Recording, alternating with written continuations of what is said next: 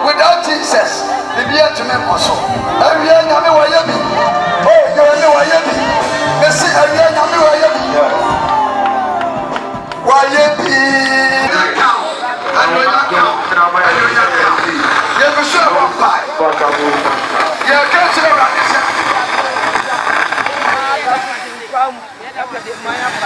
Bible says, Yamin the sea.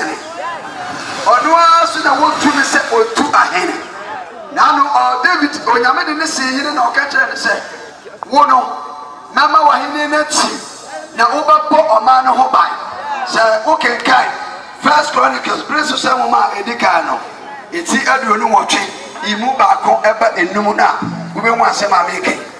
Now, when you remember David and I said to me, to the sense of already in Amia, that was Shana Mia, what woman, Mama Hini attend to me. Messi dying amano. Nana Pamada Kano Adakano Atumu. Hallelujah. David Abana Kumamusa. Obey Bibi Amanyame. Yanso Erade Wanyaye.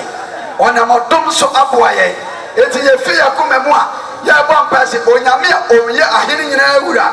Nana hit to enter down. Oma the Tumi and Sane. And for Caribbean Mua. I did be a one of us said. Near Nihu. Near your fire Nihu. Ye Namia no, now your dress on or him pong, or Medina, then I knew that every payer. The battle we were not, now bomb pie.